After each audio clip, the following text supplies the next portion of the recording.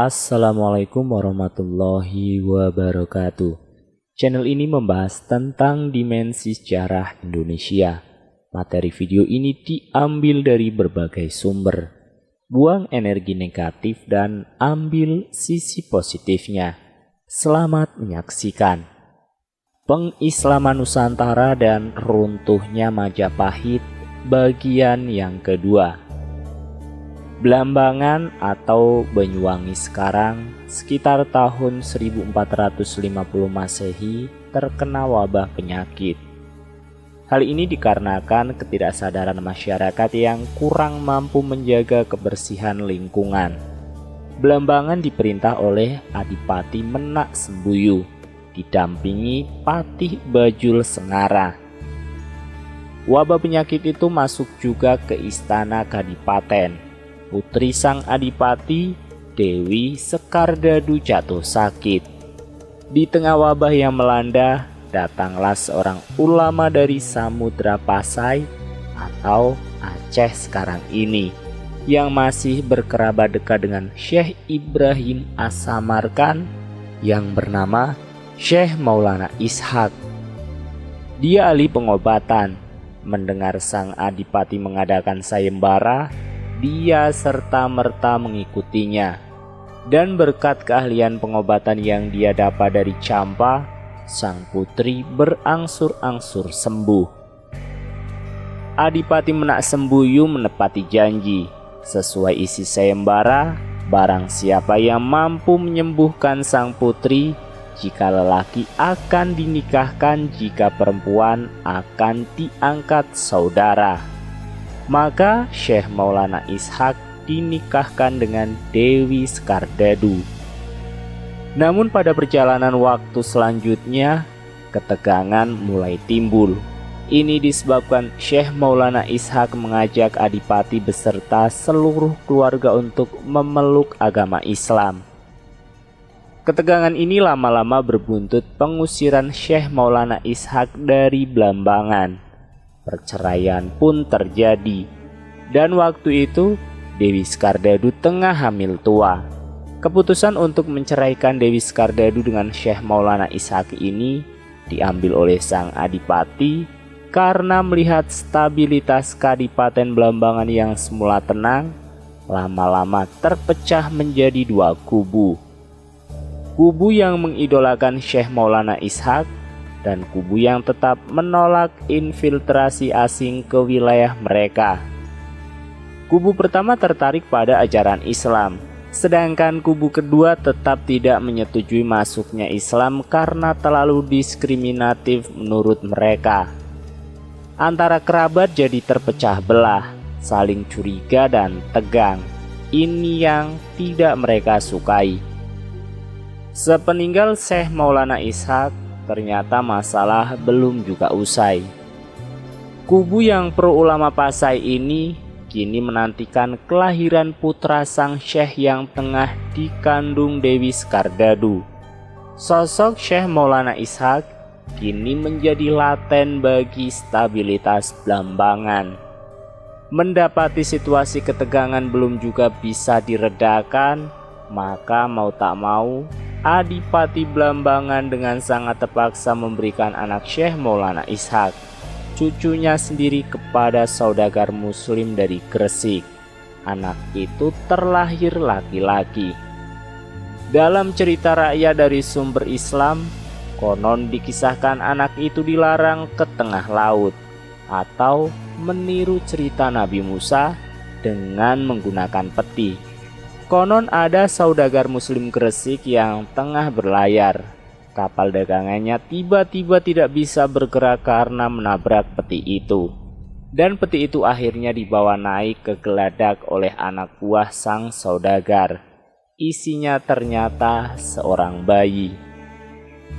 Sesungguhnya itu hanya cerita hiasan. Yang terjadi, saudagar muslim Gresik yang tengah berlayar di Blambangan diperintahkan untuk menghadap ke Kadipaten menjelang mereka hendak balik ke Gresik. Inilah maksudnya kapal tidak bisa bergerak. Para saudagar bertanya-tanya, Ada kesalahan apa yang mereka buat sehingga mereka disuruh menghadap ke Kadipaten? Ternyata di Kadipaten, Adipati Menak Sembuyu dengan diam-diam telah mengatur pertemuan itu. Sang Adipati memberikan seorang anak bayi, dan itu cucunya sendiri yang lahir dari ayah seorang Muslim. Anak itu dititipkan kepada para saudagar anak buah saudagar kaya di Gresik yang bernama Nyi Ageng Pinatih yang seorang Muslim. Adipati Menak Sembuyu tahu telah menitipkan cucunya kepada siapa. Beliau yakin cucunya akan aman bersama Nyi Ageng Pinatih. Hanya dengan jalan inilah Blambangan dapat kembali tenang. Putra Syekh Maulana Isyaki ini lahir pada tahun 1452 Masehi.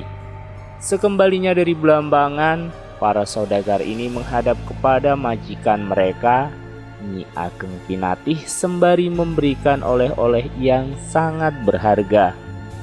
Seorang anak bayi keturunan bangsawan Blambangan, bahkan dia adalah putra Syekh Maulana Ishaq, sosok yang disegani oleh orang-orang Muslim.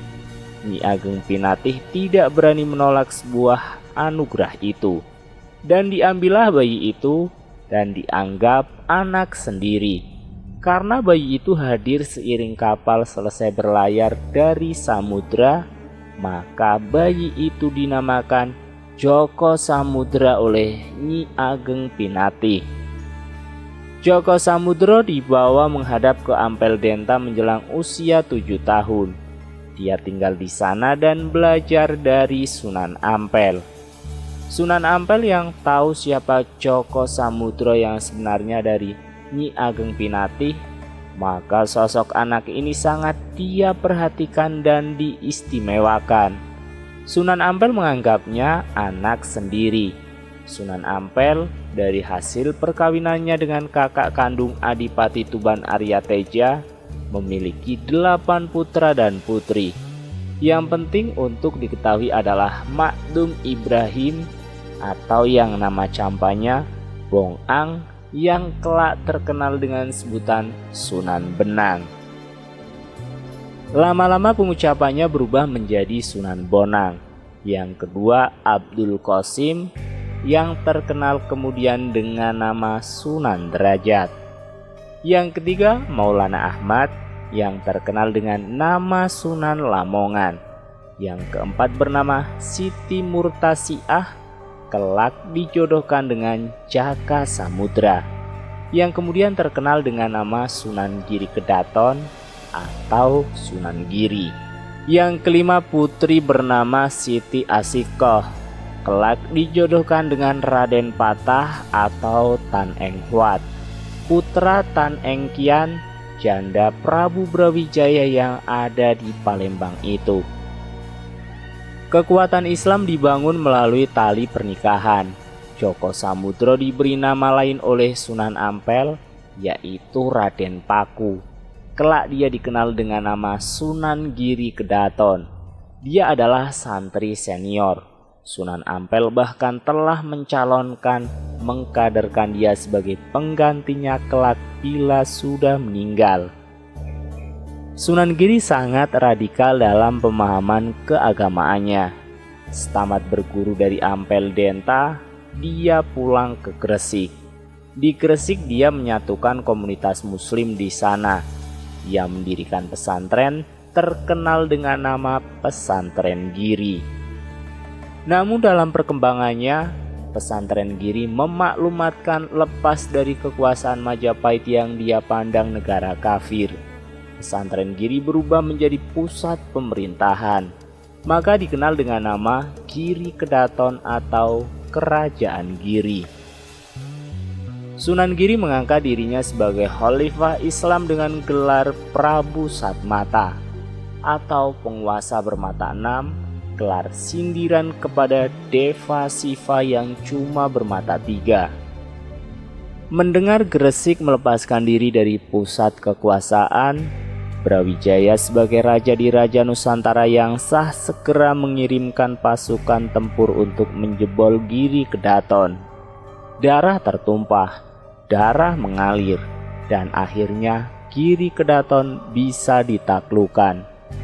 Kekhalifahan Islam pertama itu tidak berumur lama. Namun kelak setelah Majapahit hancur oleh serangan Demak Bintoro, Giri Kedaton eksis lagi mulai tahun 1487 Masehi, atau 9 tahun setelah Majapahit hancur pada tahun 1478 Masehi. Dari sumber Islam banyak cerita yang memojokkan pasukan Majapahit. Konon Sunan Giri berhasil mengusir pasukan Majapahit hanya dengan melemparkan sebuah kalam atau penanya. Kalam miliknya ini katanya berubah menjadi lebah-lebah yang menyengat, sehingga membuat puyeng atau munyeng para prajurit Majapahit. Maka dikatakan kalam yang bisa membuat munyeng inilah senjata andalan Sunan Giri. Maka dikenal dengan nama Kalamunyeng. Sesungguhnya ini hanya kiasan belaka. Sunan Giri melalui tulisan-tulisannya yang mengobarkan semangat keislaman mampu mengadakan pemberontakan yang sempat memusingkan Majapahit. Namun karena Sunan Ampel meminta pengampunan kepada Prabu Brawijaya, Sunan Giri tidak mendapat hukuman. Tapi gerak-geriknya selalu diawasi oleh pasukan Telik Sandibaya atau intelijen Majapahit. Inilah kelemahan Prabu Brawijaya, terlalu meremehkan bara api kecil yang sebenarnya bisa membahayakan. Sabdo Palon dan Noyo Genggong sudah mengingatkan agar seorang yang bersalah harus mendapatkan sanksi hukuman. Karena itulah kewajiban yang merupakan sebuah janji seorang raja. Salah satu kewajiban menjalankan janji suci sebagai agni atau api. Ia harus mengadili siapa saja yang bersalah. Janji ini adalah satu bagian integral dari 7 janji yang lain, yaitu angkasa atau ruang. Raja harus memberikan ruang untuk mendengarkan suara rakyatnya. Vayu atau angin. Raja harus mampu mewujudkan pemerataan kesejahteraan kepada rakyatnya bagai angin. Agni atau api. Raja harus memberikan hukuman yang seadil-adilnya kepada yang bersalah tanpa pandang bulu bagai api yang membakar. Tirta atau air. Raja harus mampu menumbuhkan kesejahteraan perekonomian bagi rakyatnya bagaikan air yang mampu menumbuhkan biji-bijian. Prativi atau tanah. Raja harus mampu memberikan tempat yang aman bagi rakyatnya, menampung semuanya tanpa ada diskriminasi bagaikan tanah yang mau menampung semua manusia. Surya atau matahari. Raja harus mampu memberikan jaminan keamanan kepada seluruh rakyat tanpa pandang bulu, seperti matahari yang memberikan kehidupan kepada Mayapada. Candra atau bulan. Raja harus mampu mengangkat rakyatnya dari keterbelakangan, dari kebodohan, dari kegelapan, bagaikan sang rembulan yang menyinari kegelapan di malam hari. Dan yang terakhir adalah Kartika atau bintang. Raja harus mampu memberikan aturan-aturan hukum yang jelas, kepastian hukum bagi rakyat demi kesejahteraan, kemanusiaan, keadilan, bagaikan bintang gemintang yang mampu menunjukkan arah mata angin dengan pasti di kala malam menjelang. Inilah 8 janji raja yang disebut Astavrata atau Astobroto dalam bahasa Jawa.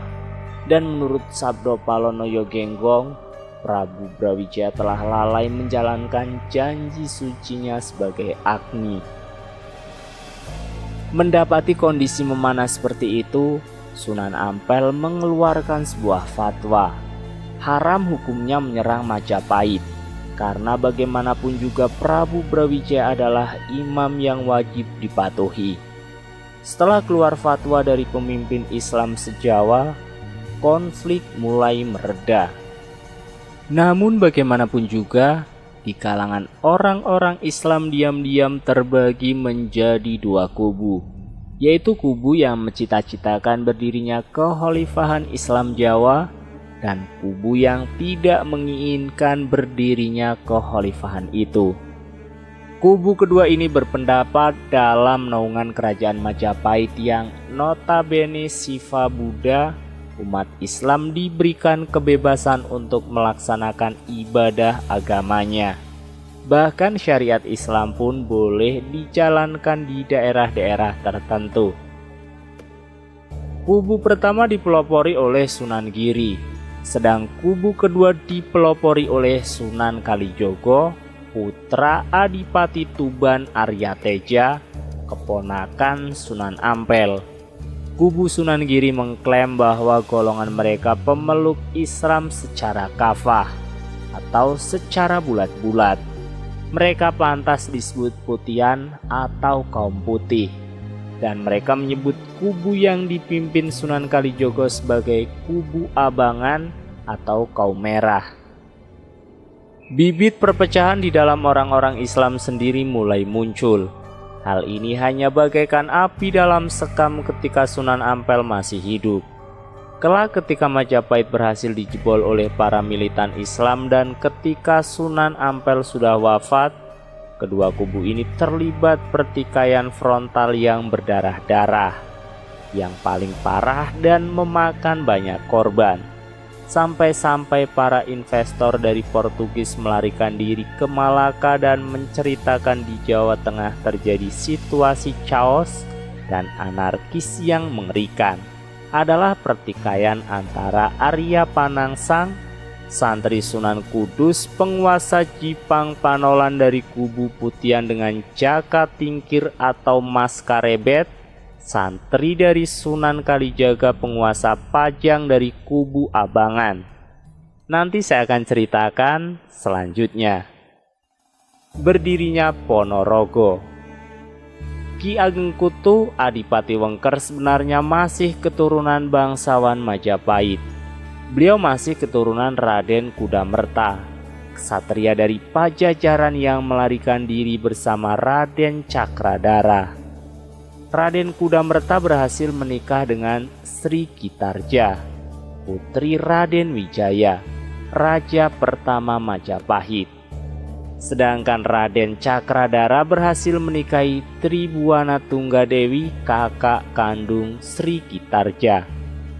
Dari perkawinan antara Raden Cakradara dengan Tribuana Tunggadewi inilah lahir Prabu Hayam Wuruk yang terkenal itu. Sedangkan Raden Kudamerta menjadi penguasa daerah Wengker yang sekarang dikenal dengan nama Ponorogo. Ki Ageng Kutu adalah keturunan dari Raden Kudamerta dan Sri Kitarja. Melihat Majapahit di bawah pemerintahan Prabu Brawijaya bagaikan harimau kehilangan taringnya, Ki Ageng Kutu memaklumatkan perang dengan Majapahit. Prabu Brawijaya atau Prabu Kertabumi menjawab tantangan Ki Ageng Kutu dengan mengirimkan sejumlah pasukan tempur Majapahit di bawah pimpinan Raden Batara Katong, putra selir beliau. Peperangan terjadi, pasukan Majapahit terpukul mundur. Hal ini disebabkan banyak para prajurit Majapahit yang membela dari kesatuannya dan memperkuat barisan Wengker. Pasukan yang dipimpin Raden Batara Katong kocar-kacir. Raden Batara Katong yang merasa malu karena telah gagal menjalankan tugas negara, konon tidak mau pulang ke Majapahit. Dia bertekad bagaimanapun juga Wengker harus ditundukkan. Inilah sikap seorang kesatria sejati. Ada seorang ulama Islam yang tinggal di Wengker yang mengamati gejolak politik itu. Dia bernama Ki Ageng Mirah. Situasi yang tak menentu seperti itu dimanfaatkan olehnya. Dia mendengar Raden Batara Katong tidak pulang ke Majapahit. Dia berusaha mencari kebenaran berita itu. Dan usahanya menuai hasil. Dia berhasil menemukan tempat persembunyian Raden Batara Katong. Dia menawarkan diri bisa memberikan solusi untuk menundukkan Wengker karena dia sudah lama tinggal di sana. Raden Batara Katong pun tertarik. Namun diam-diam Ki Ageng Mirah menanamkan doktrin keislaman di benak Raden Batara Katong. Jika ini berhasil, setidaknya pengislaman Wengker akan semakin mudah, karena Raden Batara Katong mempunyai akses langsung dengan militan Majapahit. Jikapun tidak berhasil membuat Raden Batara Katong memeluk Islam, setidaknya kelak dia tidak akan melupakan jasanya telah membantu memberitahukan titik kelemahan Wengker. Dan bila itu terjadi, Ki Ageng Mirah pasti akan menduduki kedudukan yang mempunyai akses luas menyebarkan Islam di Wengker. Dan ternyata Raden Batara Katong tertarik dengan agama baru itu. Selanjutnya Ki Ageng Mirah mengatur rencana. Raden Batara Katong harus pura-pura meminta suaka politik di Wengker. Raden Batara Katong harus mengatakan untuk memohon perlindungan kepada Ki Ageng Kutu. Dia harus pura-pura membelot dari pihak Majapahit. Ki Ageng Kutu pasti akan menerima pengabdian Raden Batara Katong. Ki Ageng Kutu pasti akan senang melihat Raden Batara Katong telah membelot dan kini berada di pihaknya.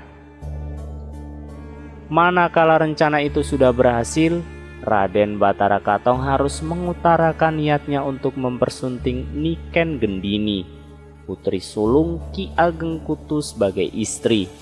Mengingat status Raden Batara Katong sebagai seorang putra Raja Majapahit, lamaran itu pasti akan disambut gembira oleh Ki Ageng Kutu.